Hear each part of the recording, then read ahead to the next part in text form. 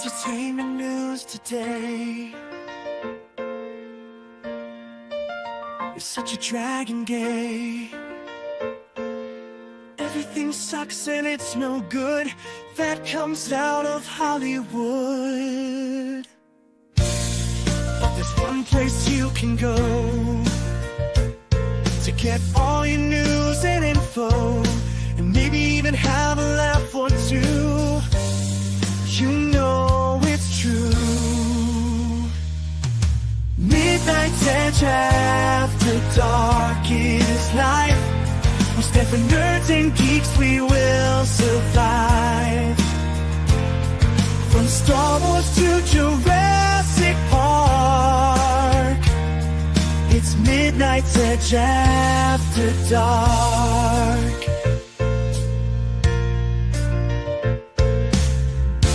All those bombs and flops, but MEAD never stops. We will keep going through the night as we keep up the culture fight. Midnight's Edge after dark is life. We stand for nerds and geeks, we will survive. From Star Wars to Jurassic Park, it's Midnight's Edge after dark.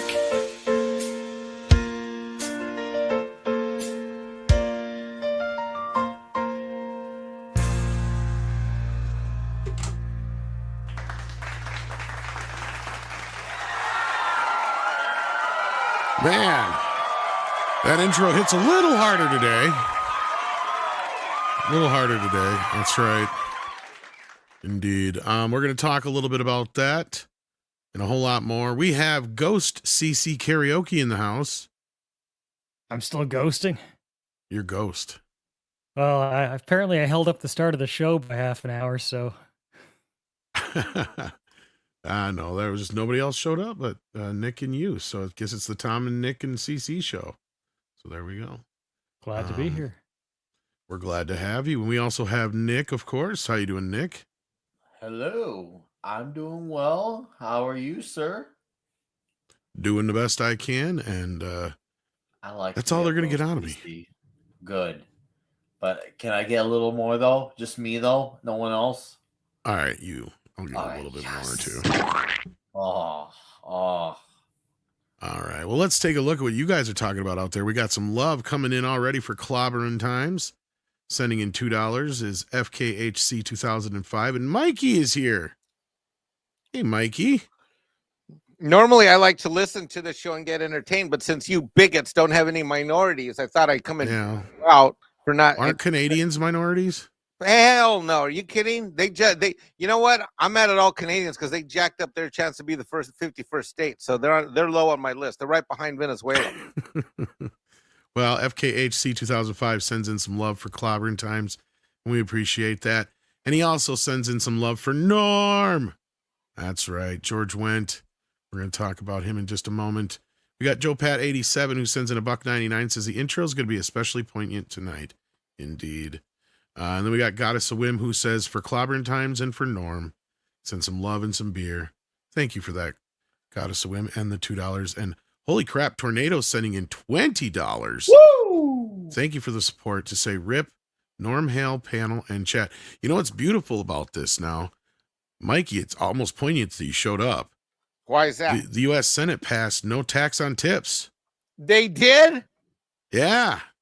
As I predicted would occur.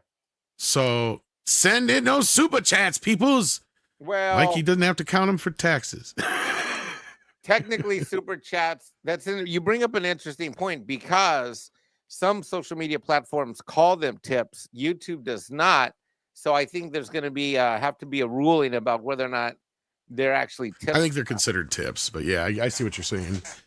Yeah, formalities may have to occur to that, but hey, that's good news. Wow, that's major news. Wow, that is if they already did it on the Senate side, then that means they just got to push it through Congress side. That's going to be huge for a lot of Americans. So even though a lot of people don't report their tips, the thing is it's going to be good because people will be able to claim that tip income as regular income so that they can qualify for better rental leases and they can actually qualify for houses because right now the tip income isn't used for any of that stuff. One more Tom knows. Can I just have my employer pay me in tips instead of wages? Would that work? Sure. Why not? All right. You can negotiate that. Well, no, you can't. It doesn't work that way. Well, No. a bonus is a tip, right? No, it's not. Oh, A bonus is extra compensation on top of base compensation, and base compensation is per hour or per salary. Oh, we're not sure. I didn't show up to turn this into a tax show. I'm here to have fun. Damn it. Jesus. Yeah, You know what this news makes me want to do? For escapism and not numbers. If there's no tax on tips, then I should go ahead and take that job at the strip club.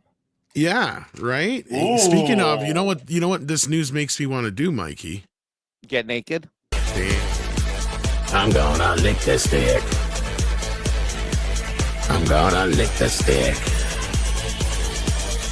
Then I'm gonna put it in my butt. Put it in my butt. Put it in my butt.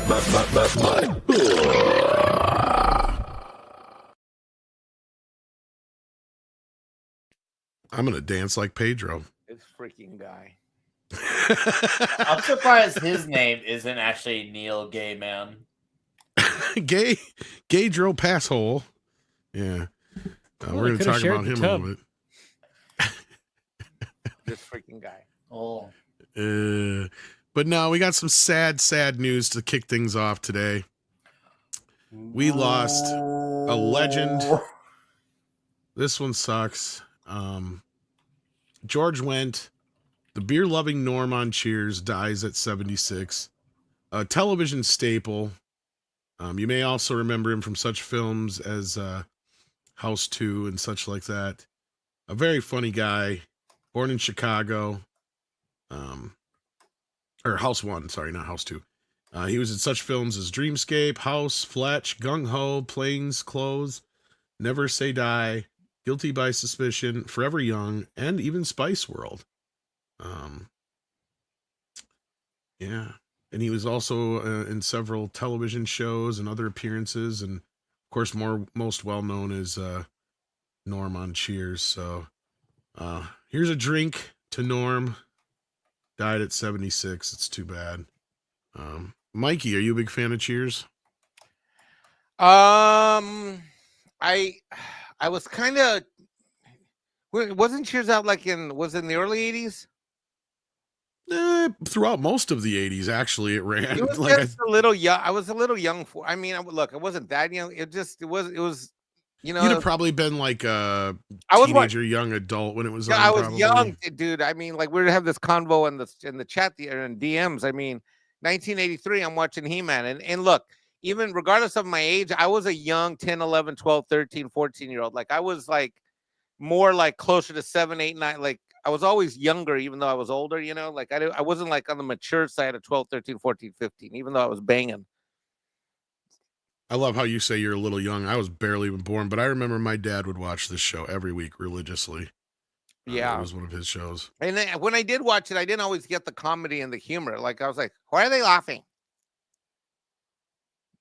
Well, okay, now I'm gonna go take Grayskull.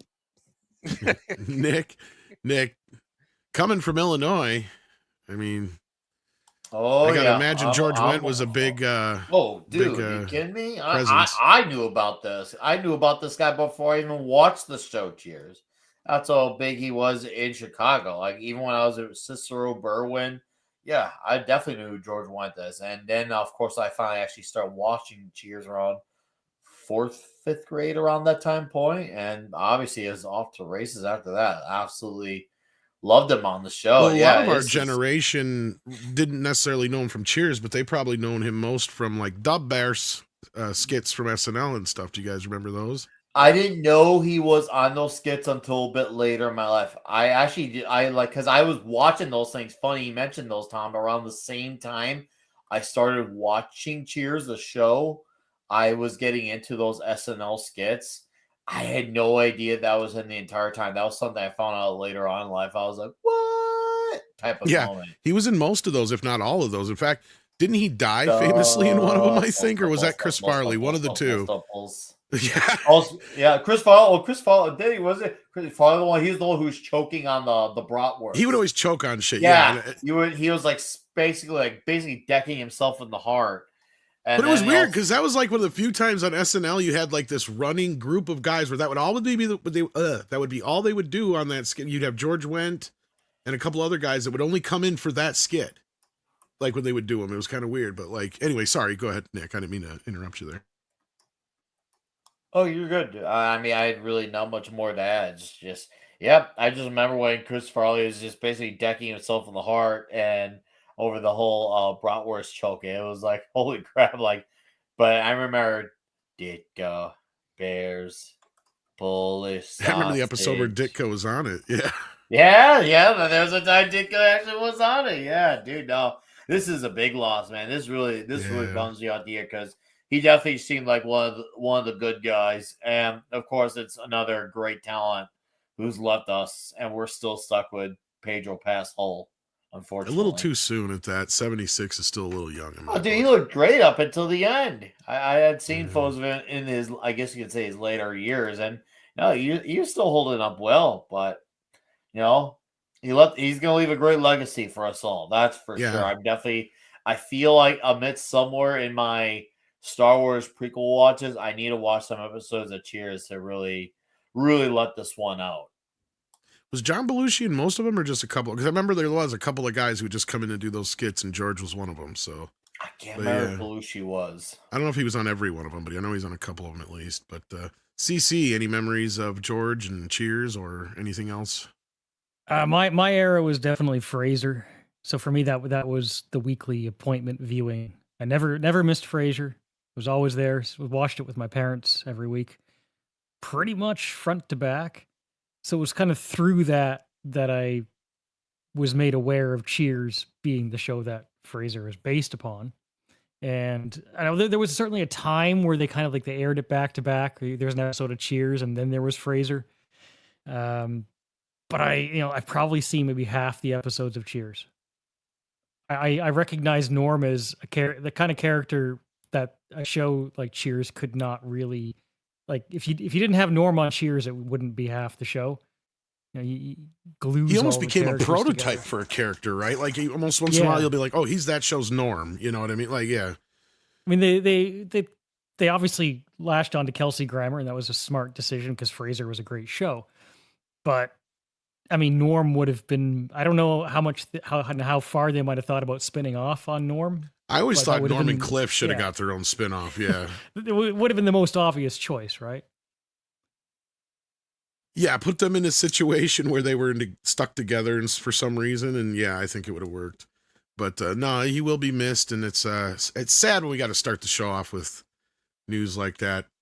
But we got some good news, and this might make Mikey happy. No.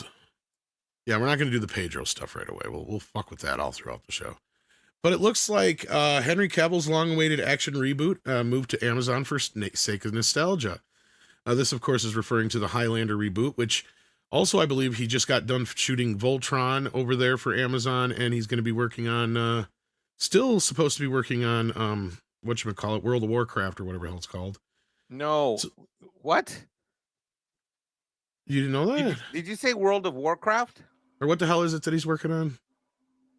What the hell's the name of the thing? Not Warcraft. The little, the stupid thing I don't pay attention to. It's little figures. The stupid thing. Are you talking about Warhammer 40K? You don't know what that is? Yeah. How do you not know what? Chat. Because I don't know what a Warhammer 40K is. And I don't care. You know what? He's not like Harrison Ford. God, this guy has 4,000 hours of talking about Zack Snyder. And you don't know what Warhammer. I'm not even into it. Even I know what Warhammer 40. Oh my God. I know what a Warhammer is, but I don't know what a Warhammer 40. I want an apology issue to the chat right now. I'm sorry for those Warhammer fans out there that I am not one. There you go. That's the best I'm going to get. My God. Okay, Boomer. Grandpa. Grandpa, have you heard of this thing called the internet? All right. Anyway, point is, this thing's going on over at Amazon. That's not even the point of this story. Point of the story is Amazon trying to win men back, especially by bringing Highlander, Warhammer, and Voltron over there, working with Henry Cavill specifically. They also have He-Man on the horizon. And in this story, it says Amazon establishing themselves as the kind of studio similar to what Warner Brothers was in the 90s and 2000s. Producer Adrian Ascara explained, they have put together an eclectic slate of original IP-based big-budget and mid-budget movies, many of them driven by movie stars. The presentation at April CinemaCon effectively emphasized the strategy. I think it's exciting for the business and the creative community as a whole. So yeah, I was just curious what you guys thought about this. Because you also have Chad Stahelski at the helm of Highlander, who's an Ubermensch, right? So do you guys think that, especially after getting rid of Jennifer Sulky, is this a move for Amazon to try and win back men? What do you think, Mikey? I absolutely do. In fact, let's also not forget that we're going to have season 2 of The Terminal List coming out on Amazon, which was a major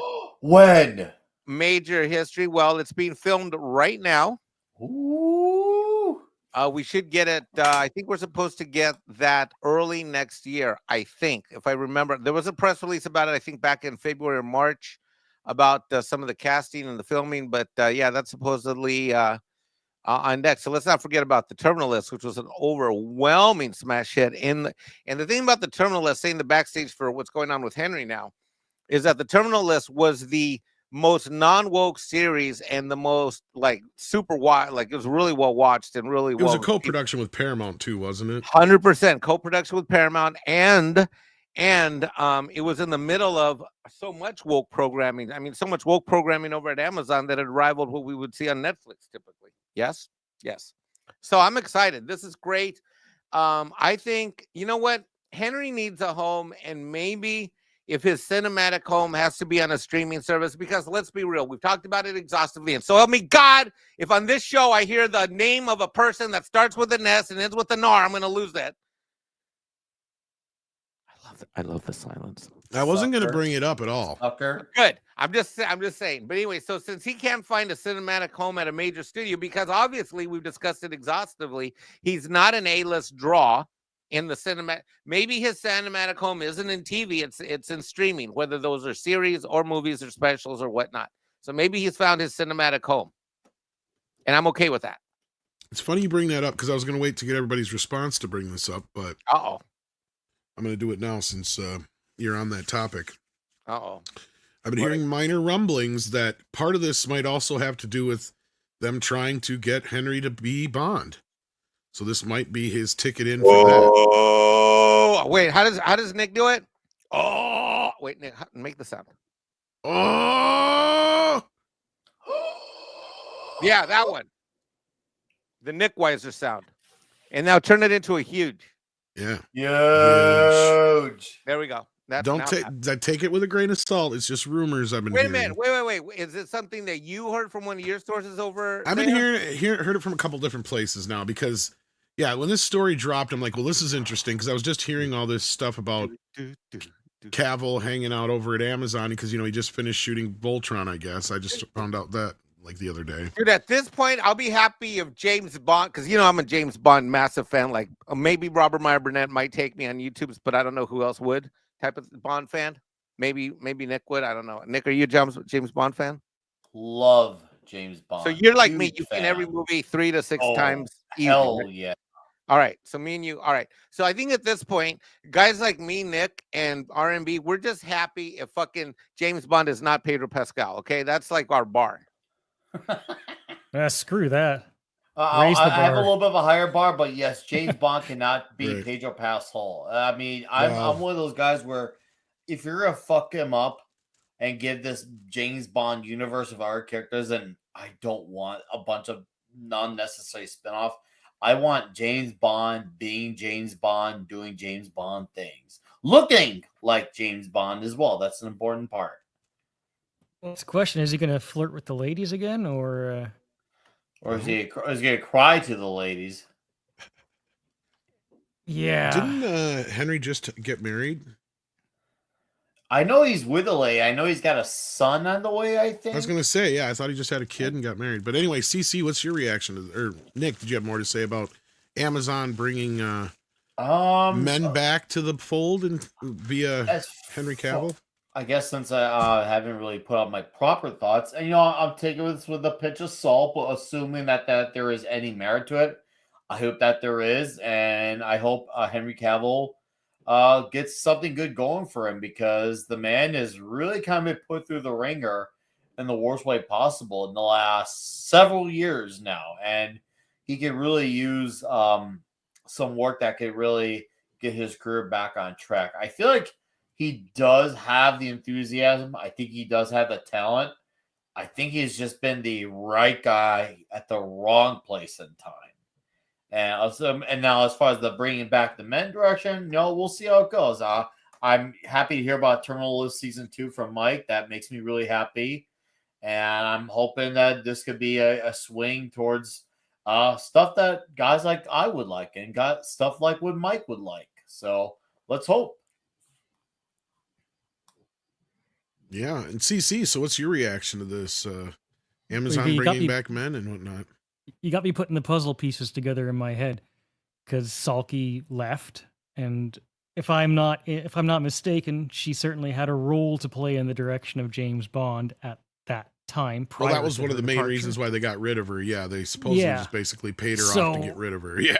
So it would make sense that maybe, with new management, Amazon will be moving in a new direction, and that James Bond will be moving in a new direction. Personally, when we're talking about where we're going to set the bar, like on one part of me, I'll settle for Jason Statham action flicks if they want to at least, move in a direction of affordable, good, just classic action movies with men blowing things up. I'm good with that. But if they really want to impress me, then they'll actually shed the modern messaging and just make good classic entertainment in the absolute sense, where James Bond acts like James Bond. He doesn't have to be Pedro Pascal, whether he's being played by Pedro Pascal or acting like Pedro Pascal. But he also doesn't have to be a modern man. He is a classical kind of old school man with scars. It's his character. He's allowed to be his character. Characters are allowed to be who they are drawn as. They don't have to be perfect. So, I mean, I'm a little bit, jaded about the quality of modern writing. This is the other issue, right? It's like you have to actually have good writers, no matter what your intentions are. You can skirt that a little bit with a good classic, strongman action movie like even Rambo needs good writing, right? I mean, there has to be a good set design to it from a writing standpoint. The progression of how you storyboard an awesome action set piece still requires that. But I mean, I come with James Bond in particular, I come back to Casino Royale, right? Because one of the best scenes, and I think Casino Royale is a great James Bond movie. Regardless of what came after it, that was a great movie. And there's one scene in that movie that's the actual scene where they're at the table playing poker. Yeah, that does not cost you $100. That's not expensive. That requires writing. It requires a good single affordable set piece, an actor sitting at a table creating tension with good writing. Yeah. I mean, so I'm hopeful. Yes, I'm definitely hopeful. And I think that the puzzle pieces in my mind are putting together that maybe we are moving in the right direction. And there are other news stories right now that are pointing in that direction as well, with Bob Iger, for example. And maybe him deciding to flirt a little bit with new management. So we're seeing things. Yeah, and you also have a couple of the people that were involved with Casino Royale that are involved in this, for better or worse, with Amy Pascal and so on. But yeah, as far as Bond goes, but as far as even if he doesn't end up playing Bond, I do see this as a move to try and get a more masculine male demographic back at Amazon, because I'm sure they've lost a lot of that. And I mean, Amazon Prime has already had a lot of struggles prior to this, just trying to get people to watch it. Because before this, I mean, it was 2-3 years ago we used to report all the time. Mike, you'll remember, that are roughly what 35% of the people that had Amazon Prime were even aware that they had the access to the video section of it and didn't even know they could watch. 100%. I remember being on that show with you and you pulled up the stats. I was like, what the F? Remember that? Yeah, so it was like, basically 3 out of 10 people who had Amazon Prime didn't even use or realize they could use the live streaming function with the same login. Yeah, but now that's changed, of course. That it's a lot higher now, but yeah, so this wasn't even that many years ago. So no, they had an uphill battle to begin with, but then they went and did the things they've done with, Wheel of Time and Lord of the Rings, because Lord of the Rings, that was what that whole thing was supposed to be, was to put them on the map where people were like, oh, Amazon has a streaming service? No. But now they bought MGM and they're trying to get into the theatrical side of things as well, so... That was always my personal impression with Amazon, is I didn't really have a reason to go over to their streaming side. They have some shows that are maybe more interesting than others, but they never had anything that just made me say, oh, hey, Amazon's really like doing stuff with streaming. It's... I don't know if they want to change that perspective, whether it matters to them. Obviously selling diapers is probably a bigger profit margin for them. I could be totally wrong about that. I'm just there's a story about Amazon taking over the diaper market, right? And shutting everybody else out so that they could corner it. Yeah. Anyways, next topic. I didn't even know about that. But good talk. Next topic. No, it's the thing is that they are the marketplace, right? So if somebody was trying to sell affordable diapers, pretty much anything, yeah. And then Amazon's like, well, no, we're just going to undercut all the diaper sales so that we take over all diaper sales. And they put everybody else out of business. For those of us that have actually had a bunch of children here, there, and everywhere, the diaper market is currently cornered by Walmart. Thank you. Yeah, so that was years ago, but I can see where CC's coming from. There's a lot of moms who would probably just as soon buy cheap ass diapers on Amazon and not have to go buy them at Walmart. They're cheaper at Walmart. Are they still cheaper at Walmart? I assure you, they're still cheaper at Walmart. They're about $6, $7. Be Mexican with a bunch of cousins that have babies like every other freaking week. Yeah, they all go to Walmart. They don't go to Target. They go to fucking Walmart. Okay, all of them. All right, on with that. Okay, now good baby talk. Next topic. CZ, you were going to say something else there. No, just the point of my comment was how much Amazon actually needs streaming to be successful versus how much it's kind of just a side thing for them. It's a side thing, dude. It's the same thing with Disney movies and the Disney parks. They're like, it's a ego arrogant play. Mm-hmm. Speaking of side things, I'm gonna lick the stick. I'm gonna lick the stick. Then I'm gonna put it in my butt. Put it in my butt. Put it in my butt. I just had to. Just had to. It's really odd how he has such a good handle on that thing in his hands. He's very experienced, I think you pointed out. I can't wait till Andre sees that. Yeah. I sent him something like that.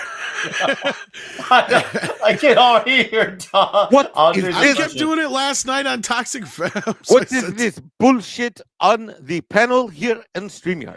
No, honestly, he'd be like that on the morning show. No, he'd be like, make sure that gets in the latest video. He has a better sense of humor sometimes than people. The only time he's really like not into something is he just doesn't get it. And there's been a few times where that has happened, and he's just kind of like, look, I am not going to understand. It is your American humor or something like that. And it's just like, yeah. If you use Pedro stick often enough. Oh, yeah. Usually he's pretty up on stuff. There's only been a few times where he just didn't get the joke. Well, talk about not getting it. How in the hell has Andre never seen frickin' Highlander? He finally did. What? Remember? Yeah, he finally watched it. No, I wasn't on that show. Uh-oh. I'm not a YouTuber. FKHC 2005 sends in 2 and says, I have sat in Norm's bar stool back in 2006. Yeah, I've heard a few people who have. Yeah. Marks 47 says 10 minutes late. My tip, buy low, sell high. Thank you, Marks. And hopefully I get to keep most of that now. Green Raptor says, slap him. Mikey, slap him now. Yeah, Tom, how do you not know Warhammer? Good God. Oh. Even I know Warhammer. I don't even play Warhammer. I don't even have the figures of Warhammer. I'm a boomer. What? JJ Gosling says with 2 pounds. Off-topic question: do super chats count as tips? Well, we kind of approached this, and Mikey said, "Yeah, no, it'd have to be a specific kind of thing." But yeah, there would be we need additional regulations.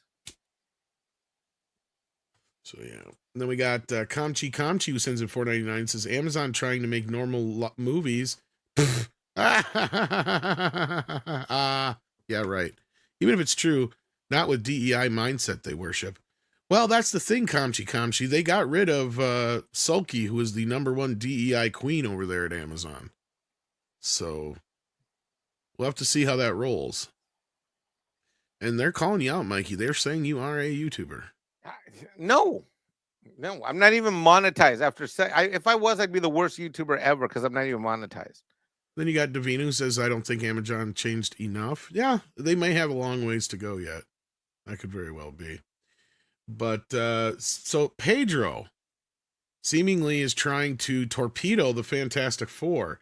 Not only did he go on a profane meltdown at Cannes over politics, he also did the gay dance thing. He went and said some shit about Dakota Johnson should join adult-oriented website OnlyFans. Like, what the fuck is wrong with this dude lately? What is going on?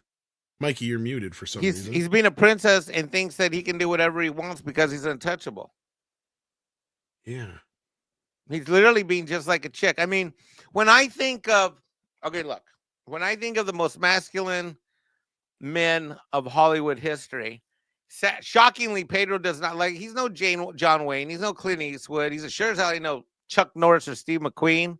I mean, who else would you put on that? Sylvester Stallone? Yes, maybe Humphrey Bogart. Yeah. I don't know. I don't know how far back we want to go. Clint. Yeah. Shit. Like back in the olden times. Shit. Remember all the Death Wish movies? Charles Bronson. Yeah, Charles Bronson. There you go. That's what we need. Some Charles Bronson movies. Anyway. Yeah. Pedro Pascal will not be like, doing the can you imagine if they did a new Death Wish series and with starring Pedro Pascal? He'd cry all throughout the movie. Right? He'd be like, I don't think you should rob that store because you might hurt someone's feelings.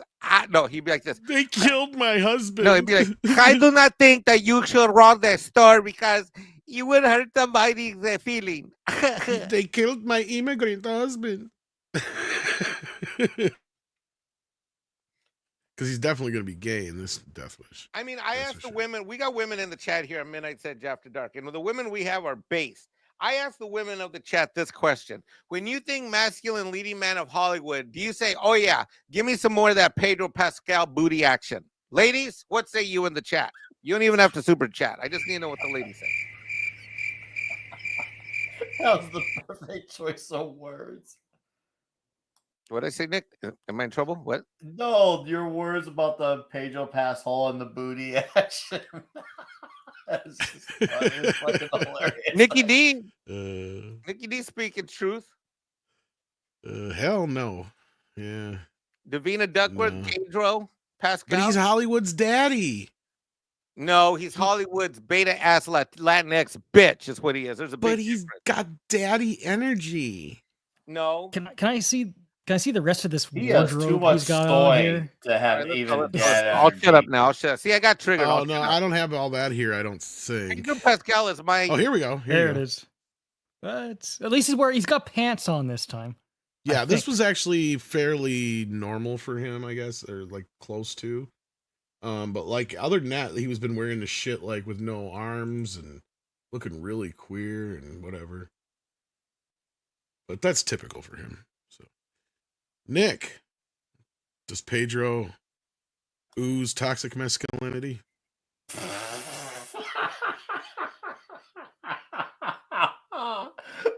That fuckhole. Oh man, that guy. Oh man. Oh. Other than what's that, it like being his agent? What's it like? I want to know what it's like being his agent. Does his agent approve of his actions?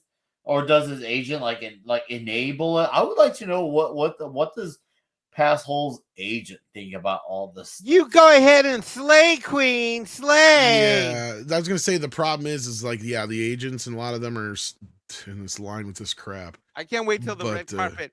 Pedro, tell everyone at home, is this going to be the most gayest Fantastic Four movie ever? Tell us, Pedro, is this gonna be the gayest Fantastic Four since the gayest Fantastic Four? Yeah, that's the other question. I guess I got more for you, Nick. How do you think Pedro's recent activities acting out, or however you want to put it, are going to affect Fantastic Four going forward? Well, I already said from the beginning that even if he's somehow being all right in the movie, he will still not be Reed Richards. He'll play another role that might be passable, but it won't be Reed Richards.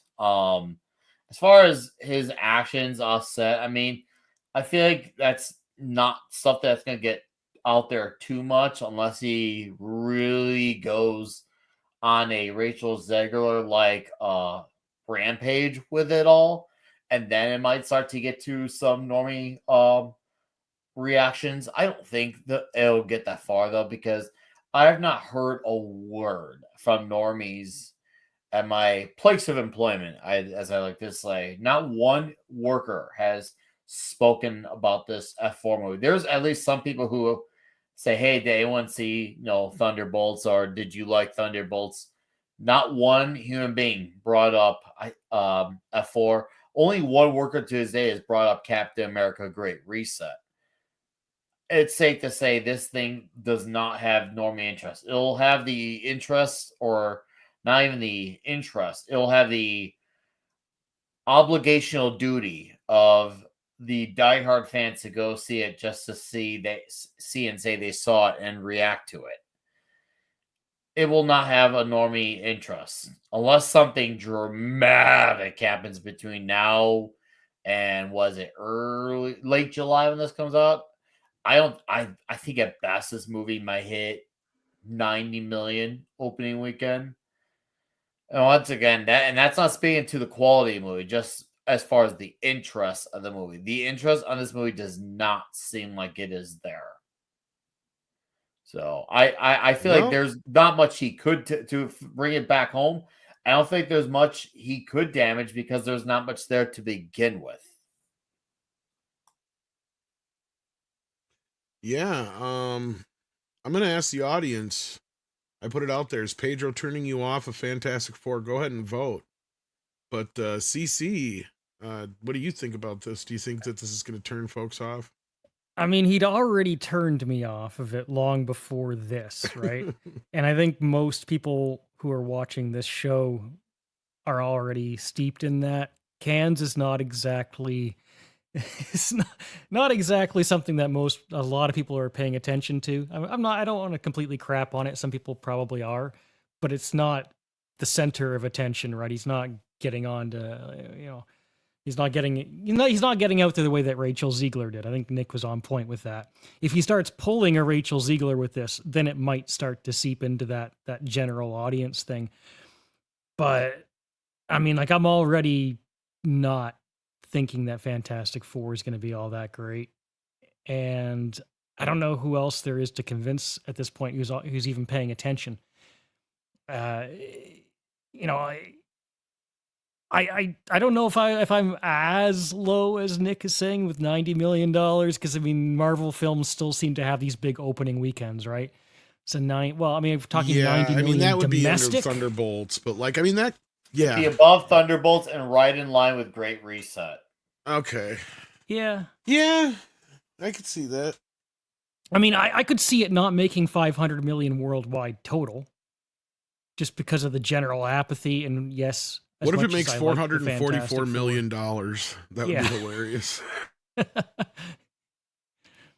Like, I'd be willing to take a bet that it doesn't get to 500. Maybe I'd be more willing to take a bet that it doesn't get to 550, just because ticket prices have inflated so much in recent years that 500 isn't really the 500 it used to be. Right.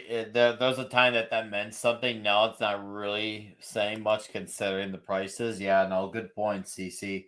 Yeah, it'll have the F4 audience, which there is a big F4 audience, and that audience will see it because they feel like there's a sworn duty there to see this thing, even if it's an atrocity. But the normie interest is not there. I don't think Pedro Pascal is going to eliminate that audience at this point. No, he will not. Barring something like totally catastrophic, right? It's baked in. Pedro but Pascal it's not... could do 100 more stupid things, CC, and that F4 audience will still see it. But getting a general audience interest, there's no way that this movie's getting that at this stage. It's just not happening. Mikey? I know which audience he's going to turn off. The non-gay, manly, heterosexual, masculine, Latino male of Hilton Head Island population. Is that a population of 1? Yeah, I was doing the math in my head, and that was really when I started that.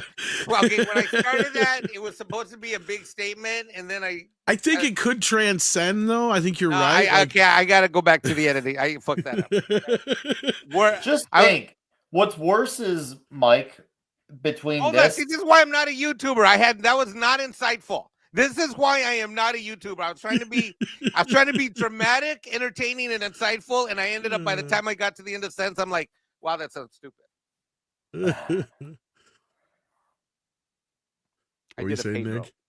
So imagine, let's just imagine a world where First Steps, let's just say, underperforms, just to be generous. We won't say it succeeds or outright bombs, just underperforms.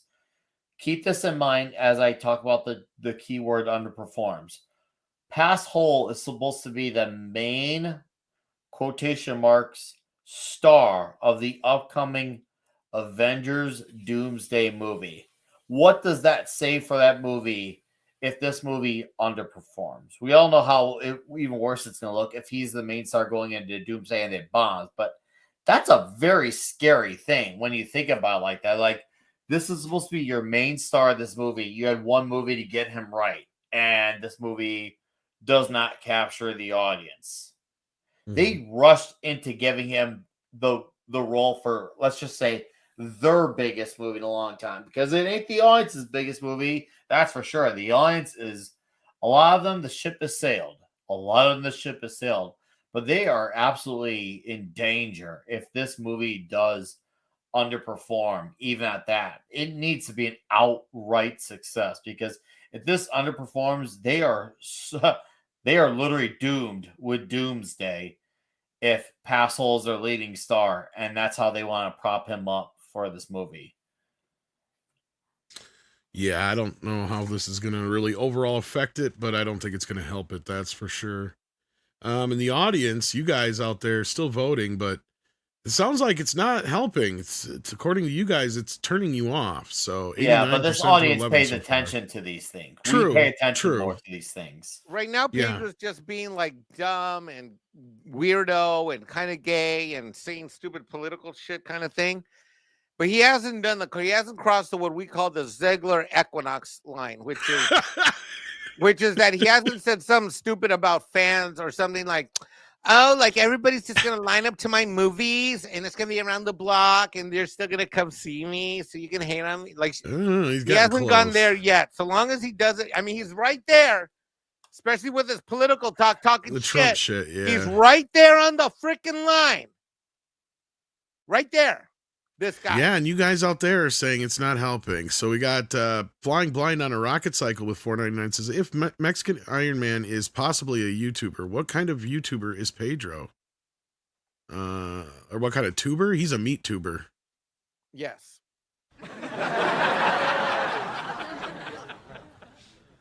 Nikki D says Mexican Iron Man is right. Pedro is a modern day Disney princess. Thank you for your support. Indeed. And Tornadoes, holy crap, sending in another $20. Ooh. So generous. Wow. Can we get naked? Yes. Nope. There is a Pedro Pascal that was in the film Employee of the Month. Not sure same name or same person. I don't know if it is or not. I mean, that's easy to look up. Yeah.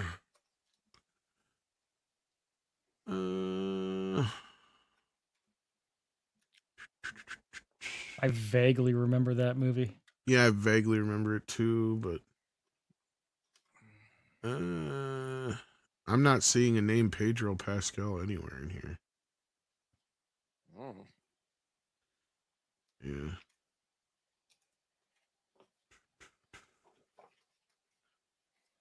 I barely remember the movie, so. Hey, Mecha J's talking smack in the chat. Meat tuber. Meat tuber? He's calling You're me a meat tuber? Maybe you are. Mecha J's calling me a meat tuber. Excuse me, no. Mexican Iron Man is very confident in his heterosexuality. In fact, not only am I confident, but I practice that when I can, as often as I can. Thank you. What? I was this way when you guys found me. I've just been losing. He's not wrong. I was like Tom. I was this way when you found me. The only difference is now I can move faster at the clubs because I lost so much weight. He's the only guy I know who's probably a bigger pervert than me. But yeah. No.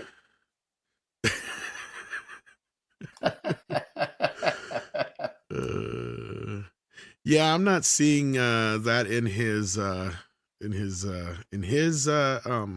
filmography or in the film itself. So my guess is it's somebody completely different. Goddess of Whim says, yes, Mikey, Pedro is untouchable, as is no woman who wants to touch him. Well, they always want to hold his hand. Ugh. Because he's got daddy energy. He does not have daddy energy. He has sissy boy energy. What was that, CC? Said, where's his hand been? High up his own ass. He's got, what do they call it in Thailand? Lady boy energy? He looks like a guy who likes to fist himself. Look, according to Elle Magazine, Pedro Pascal is the internet's daddy. Oh. Can I be adopted then?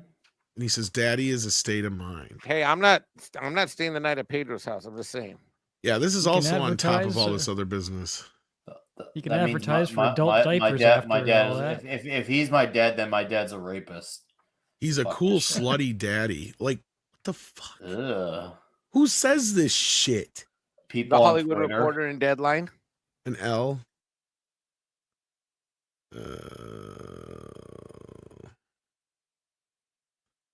Yeah, and here was that other thing he was wearing. Gay. Not a man.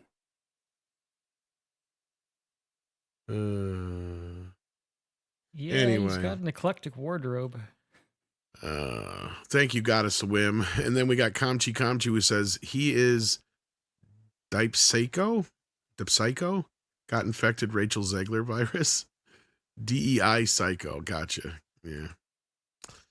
Kalekioki says this is an insult to Reed Richards, and I'm not even a Fantastic Four fan. Yeah. Connor Dorian says, did you watch the teaser trailer for the It Welcome to Derry TV series? Yeah, it kind of looked all right. Kind of looks like they're trying to recapture the 90s miniseries by going back even farther than the 80s this time. So they're trying to go a little bit more even farther back period piece. I don't know. It might be interesting. I just wasn't a fan of the remake altogether. I just want to note for the record that Clobby would lose his ever-loved mind with Pedro Pascal in Fantastic Four. Oh, I'm sure he would. Yeah, he would be very. It would be some of the best MEAD television we'd ever. Oh, I know, right? Tom, I'm telling you, if Clobbies was still with us, the next 3 months leading up to Superman would be the most epic shows ever. I would love to hear his take down of the Fantastic Four. Like that's one thing. Dude, I feel like we would really have got to be robbed of a recorded monument to be documented in history for what he says about First Steps. And it'll have to be the First Steps review along with his thoughts on Passhole being Reed Richards, because they would have to be two separate documentations. Oh man, Mikey Calrissian's getting his ass kicked by Alpha. Is that me? Like. Yeah. Wait, what the hell? Wait, red, white. Wait, I got a Mexican. Wait, what? Darth Mikey is getting his ass kicked. Wait, hold on. What? I don't know what's going on. I just is that Andy Masterson? My phone's charging, so I'm not looking. Yes, at my of course phone. it's Andy Masterson. Who else would it be? Oh my God, Andy, I'm not looking at my phone. If you're sending me those pics, but I guess you're sending. He sent that on the MEAD. How do you like that I hid your doll from you for like a year and a half? That was funny. That was funny. You're like, Mikey, do you have something that I should know about? I'm like, what? I feel worse for Andy because Andy kept asking me things and I'm just like, I have no idea what he's getting at. And he kept like not trying to give it away. Like, have you talked to Mikey? Yeah. Has Mikey sent you anything lately? I'm like, why the fuck would Mikey send me anything? Has Mikey ever send you anything? MEAD Radio Super Chats? Yeah, that's pretty much it. I was like, yeah, he sends me shit all the time. Well, has he sent me anything that may have come from me or something like that? I think he eventually got to. And I'm like, and you're like, no. No. And then that's when you got busted. You're like, Mikey, what do you have for me from Andy Mess? I was like, what? What? Yeah, you were totally busted that day. What? I'm like, oh my God, my connection is bad all of a sudden. Sure. Yeah. Well, we got one more story I wanted to cover today. Thanks to the super chat, guys. You guys are on fire in the chat. Thank you. Yes, indeed. I accidentally closed it before I got to it here. But the hell is if everybody knows me even remotely at all, my favorite movie ever is Jaws. Yep. And it turns 50 this year. Uh-oh.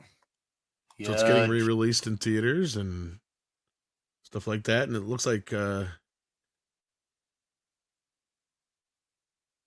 we got a write-up here about how Steven Spielberg's shark hits 50. Steven Soderbergh on why Jaws is the most disruptive film of our lives and why Spielberg is the GOAT. And the story goes on to say, on its 50th anniversary, Steven Spielberg's Jaws can claim the most disruptive film of the last half century, maybe even ever, while predecessors like The Godfather and The Exorcist drew theater lines around the block through word of mouth. Jaws was one for which the term summer blockbuster was coined, opening on then unheard of 409 screens. Yeah, that's nothing compared to today. The film caught the zeitgeist in an unprecedented manner, helped by marketing techniques that would center escapism as a staple of the summer movie season. Spielberg's film followed hard on the heels of Peter Benchley's best-selling novel, with screenwriter Carl Gottlieb throwing out the book's myriad subplots to focus on the New England police chief, Martin Brody. Let me jump ahead here a little bit. But, yeah, I don't know if there was really anything much about it that Soderbergh didn't say that we probably wouldn't say ourselves. But, yeah, I just was curious what you guys felt about Jaws turning 50. I mean, I'm a fan. I'm sure you guys are too. Mikey, are you a fan of Jaws? Not as hardcore as you are about Jaws. I mean, I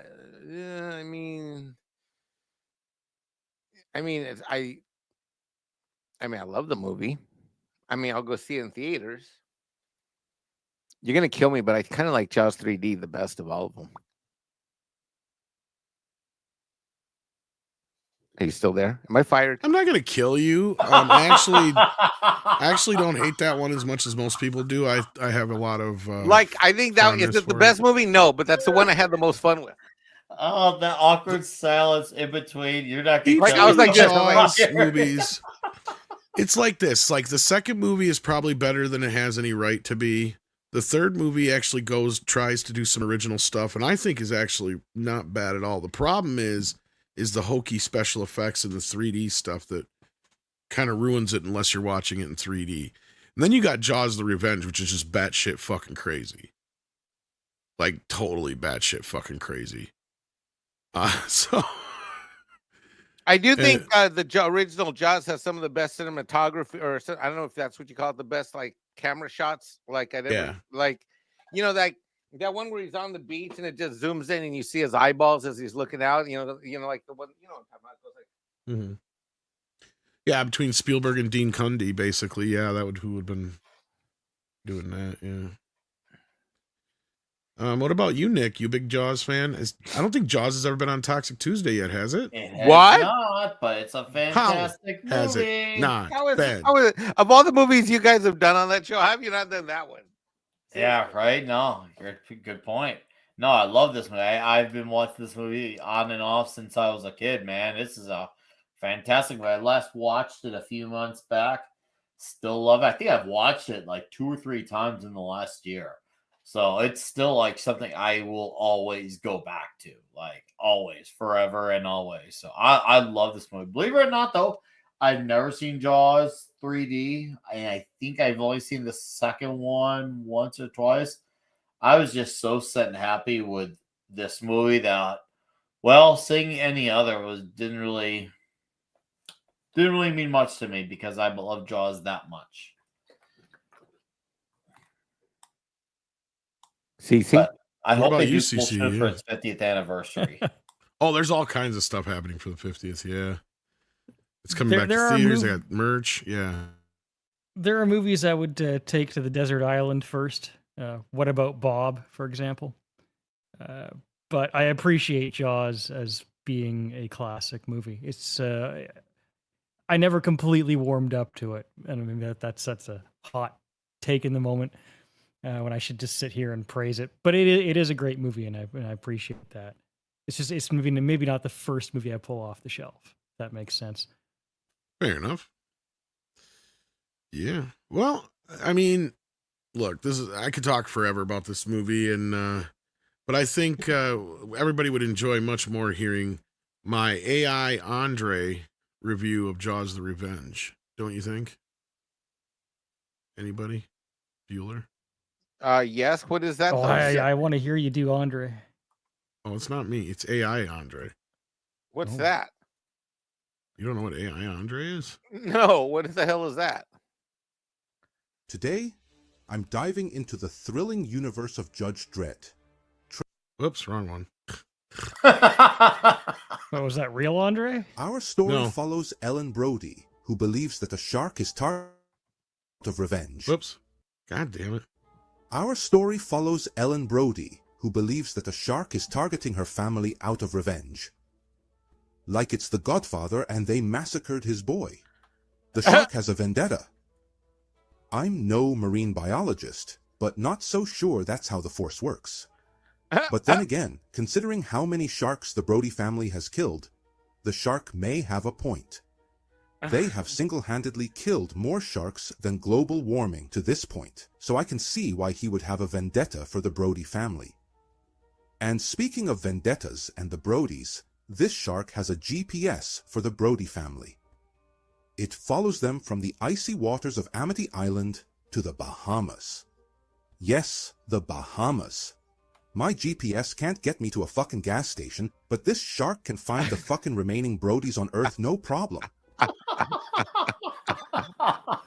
There was more to it, but I can't find the full one. That's just the I don't know if it's very rare when Andre says fuck. It's kind of like, yeah, that wasn't Andre.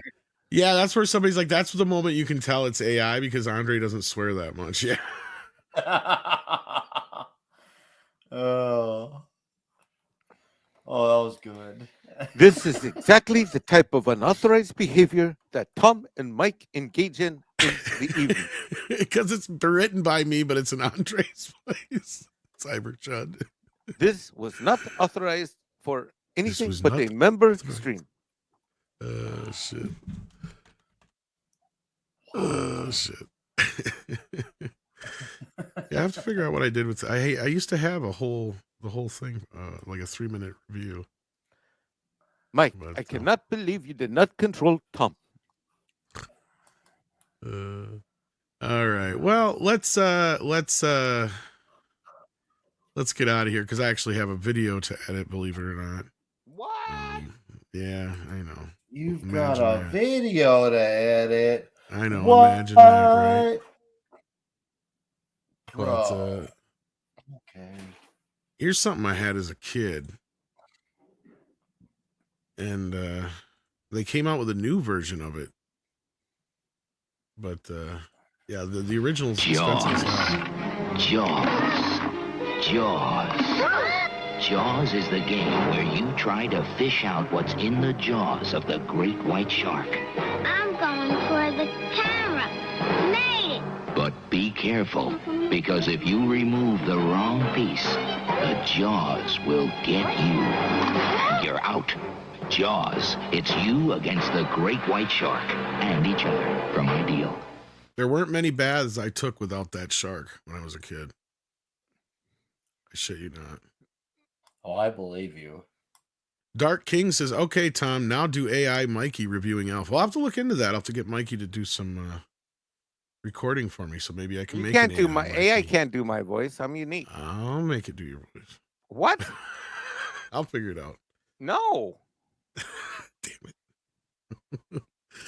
We'll see what we can come up with. Just ignore Mikey. And then Robert says, Mike, yell at Tom. Tom, how come you don't know what Warhammer 40? How do you not know what Warhammer is? I know what it is. They're just all the same to me. It's How do you all know one that thing Henry leads into Cavill is not another. going to star in Warhammer? Oh, Lord. How do you know that Warhammer? Okay, I think that's enough. I think that's enough yelling. So, Mikey, what do you got coming up? Are you going to be on Doomcocks tomorrow, or what do you got going on? Probably. All right. Yes. Anything else you're going to pop anywhere else Yes, up? No. I'm trying not to. The only reason I'm showing up on Doomcock is because I'm having fun watching Doctor Who be an absolute train wreck, shit, trash fire. Shit, I got to take this call. It's my family. I'll be back.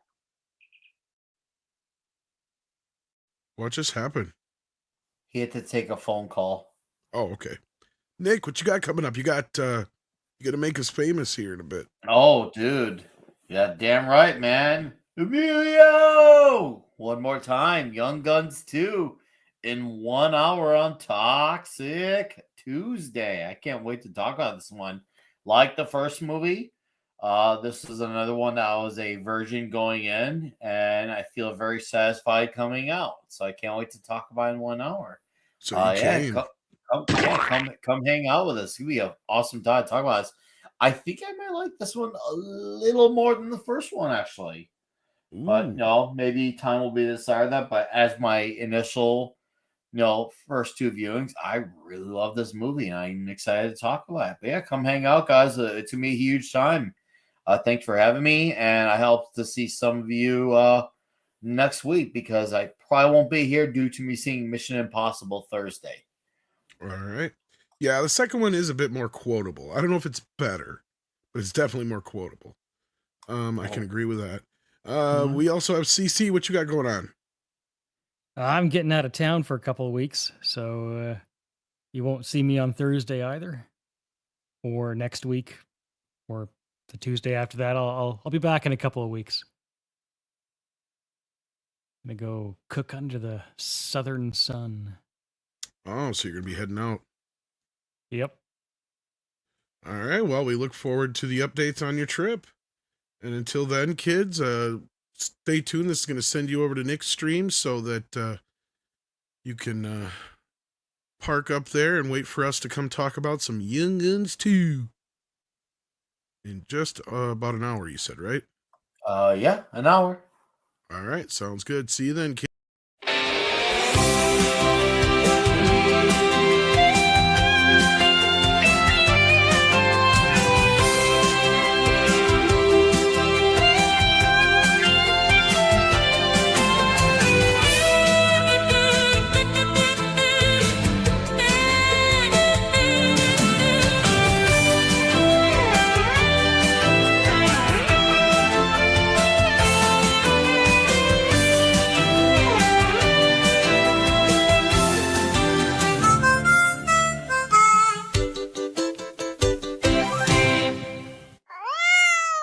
Cute kitty.